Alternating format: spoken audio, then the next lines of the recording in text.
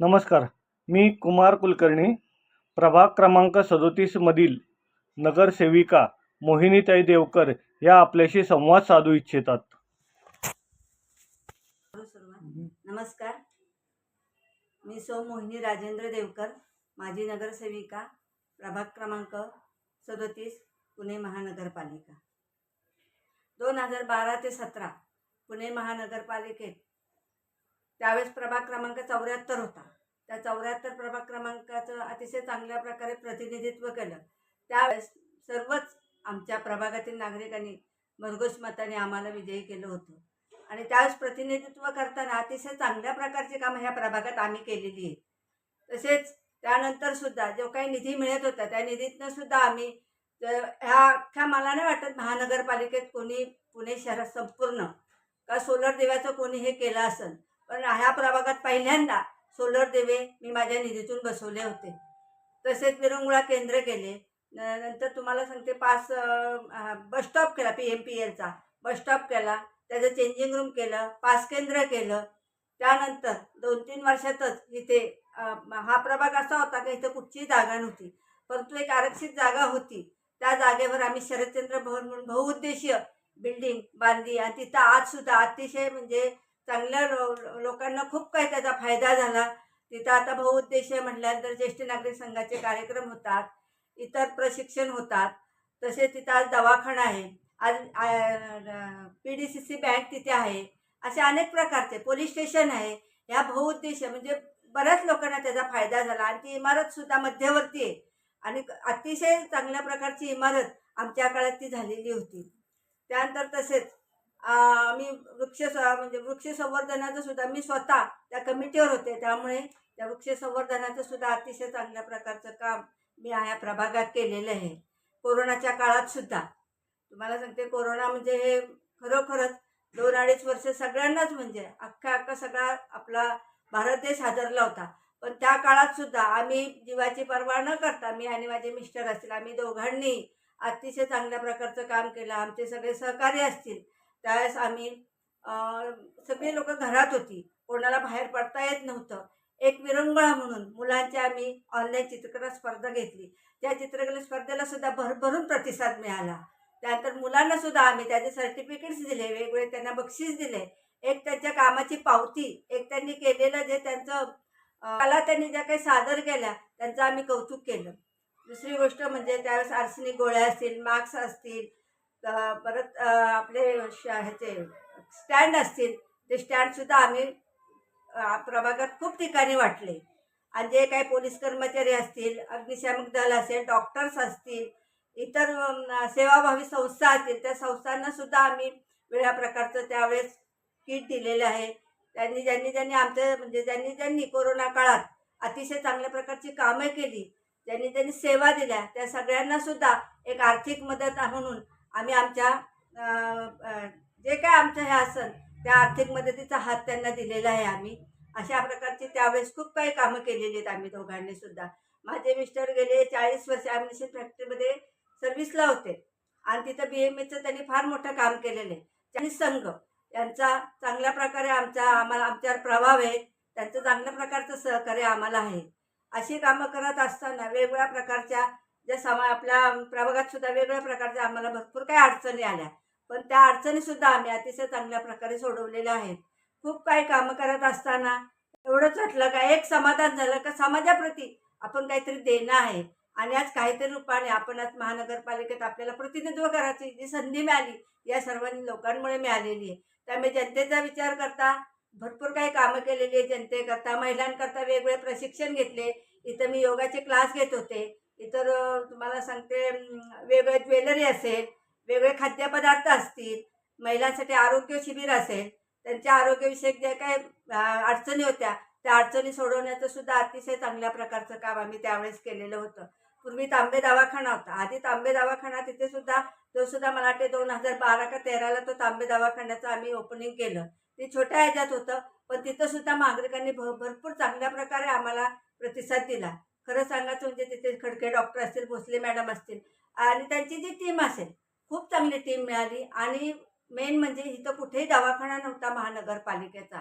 त्या दवाखान्यामुळे आपल्या अख्ख्या म्हणजे धनकोडी गावठाण असेल, इवन बालाजीनगर असेल, कात्रज असेल, भरपूर ह्या ठिकाणून माणसं तिथे येत होती आणि त्यांना आरोग्य सेवा देण्याचं काम अतिशय चांगल्या प्रकारचं खडके डॉक्टर असतील, भोसले मॅडम असतील, त्यांची टीम असेल, त्यांनी सर्वांनी केलेले आहे. अशी अनेक प्रकारची चांगली कामं त्यावेळेस आमच्या हातून झालेली आहेत. 2017 ते 2022 जी काही निवडणूक झाली, जरी तिथं अपयश आलं असलं तरी न थांबता आम्ही दोघांनी अखंडपणे आमचं अविरत जे काही कार्य आहे ते चालू ठेवलं. प्रवाहात राहिलो. त्या प्रवाहात राहून सुद्धा त्यावेळेस सुद्धा आम्ही अनेक समाजोपयोगी कार्यक्रम घेतले, वेगवेगळ्याचे महिलांकरता प्रशिक्षण घेतले. त्यानंतर माझ्या ऑफिसमध्ये स्वतः मी आता आपल्याला सगळ्यांना माहिती आहे, आधार कार्डची लिंक असेल, अपडेट असेल, किती काळाची गरज आहे आणि त्याकरता लोक खरोखरच आता सध्या पोस्टामध्ये एकमेव पोस्टामध्ये चालू आहे. पण पोस्टामध्ये सुद्धा एवढी गर्दी असते. पण इथं माझ्या ऑफिसमध्ये आम्ही ते चालू केलं. एक बुधवार मला मिळत होता. तो कॅम्प मी अखंड 4 ते 5 वर्ष घेत राहिले. आणि त्याशिवाय सुद्धा भरपूर लोकांना त्याचा फायदा झाला. म्हणजे अक्षर लोकांनी जाताना मी म्हणत नाही, म्हणजे कौतुक करत नाही, पण लोक भरपूर मला म्हणली, ताई खरोखरच आहे, हे तुम्ही चांगलं केलं नाही, चालू केलं हे चांगलं केलं. तुमच्या इथं आमची कामं पटापट होतात आणि जे काही सेवा देतात जे शासनाची लोक आहेत ती सुद्धा चांगल्या प्रकारचं काम असेल. मग आधार कार्ड असू दे, तुम्हाला ते पॅन कार्ड असू दे, इतर शासनाच्या ज्या योजना आहेत त्या इथं आम्ही गेले ते 3 ते 4 वर्ष राबवत आहोत आणि त्याला सुद्धा आमचा उत्तम प्रतिसाद मिळते. इवन मी म्हणते आठवड्यातनं आम्हाला रोज फोन असतात, तुमचं ऑफिस चालू आहे का, तुमच्या इथं आधार कार्डचं हे चालू आहे का. म्हणजे एवढी चांगली प्रकारची सेवा आम्ही लोकांना दिलेली आहे. आत्ता मी महिलांसाठी मोफत ड्रायव्हिंग 4 व्हीलर, कारण काळाची गरज आहे आणि ते असं आहे, समाज कल्याणचं आहे, महानगरपालिकेची स्कीम आहे ती आणि ती मोफत म्हणून जे काही अगदी सुशिक्षित बेकार आहेत त्यासाठी महानगरपालिकेने ती स्कीम चालू केलेली आहे आणि त्या स्कीमचं सुद्धा आपण इथं हे प्रशिक्षण चालू होईल, पण त्याचे सुद्धा फॉर्म भरून घेतलेले आहेत.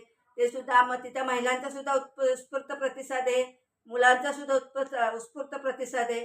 तिथे सुद्धा आम्हाला एक चांगल्या प्रकारचं काम करायची संधी मिळाली. आता हे काम करत असताना भीमरावांना तापकर असेल, आपले खडकवासल्याचे लोकप्रिय आमदार, त्यांच्या माध्यमातून त्यांच्या मार्गदर्शनासाठी खाली, तसेच वर्षासाईंच्या मार्गदर्शनाखाली इथून पुढचं काम आम्ही अतिशय प्रकारे म्हणजे नाही का चांगल्या प्रकारे मी करत राहिले. जरी काही कामं असतील तर अण्णांचा फंड दिला आणि ती कामं आज मार्गी लागलेली आहेत.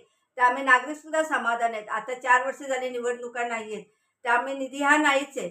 परंतु इथली कुठची कामं न थांबता आम्ही अण्णांच्या माध्यमातून आम्ही सर्वजणच ही कामं करत असतो. मग सगळे जे काही मूलभूत गरजा आहेत त्या मूलभूत गरजा पुरवण्याचं कामसुद्धा आम्ही आता चालू ठेवलेलं आहे. भारतीय प्रकारचं काम आम्ही करण्याचा प्रयत्न करत आहोत.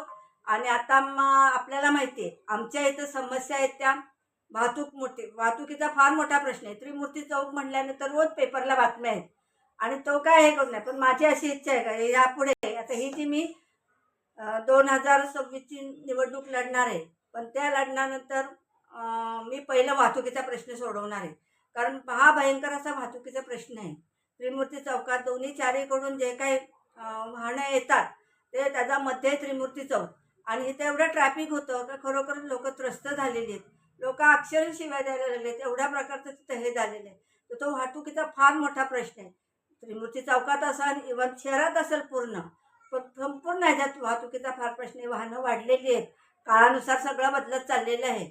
आता तुम्हाला ते म्हणजे एवढी वाहनं आहेत का म्हणजे तिथं आपण आटोक्यात आणूच शकत नाही, एवढा मोठा प्रश्न आहे. ट्रॅफिकवाल्यांना सुद्धा मी पत्र दिलेले आहे का बाबा ह्याचं काहीतरी करा, इथं तुम्ही 2 माणसं तरी ठेवा.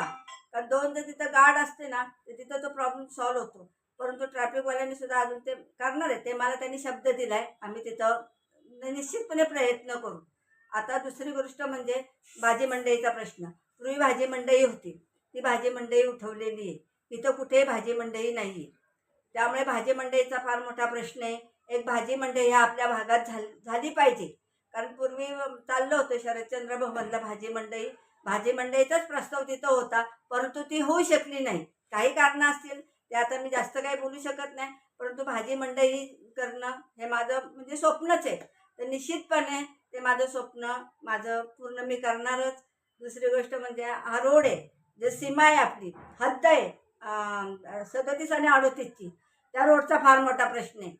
रोड खड्डे पडतात पावसाळ्यात, अनेक प्रकारे तिथं त्रास होतो नागरिकांना, नागरिक पडतात, ॲक्सिडेंट होतात वारंवार. आम्ही भंगे मॅडमला सुद्धा त्याच्या बाबतीत पत्रव्यवहार केलेला आहे. त्यांनी सुद्धा त्याच्यात आता कसं आहे निवडणूक झाल्या नसल्यामुळे त्यांनी सुद्धा त्यांना जे आहे की त्यांनी आम्हाला दिला रिस्पॉन्स दिला. त्या आल्या, त्यांनी स्वतः इथं पाहणी केली. जे जे काही प्रश्न असतील ते सोडवण्याचा त्यांनी प्रयत्न केला. परंतु हा रोड असल्यामुळे नुसतं पॅचवर्क करून काही फायदा नाही. हा रोड CC रोड झाला पाहिजे. तर तो सुद्धा रोड मी माझ्या काळात निश्चितपणे करण्याचा प्रयत्न करणार आहे.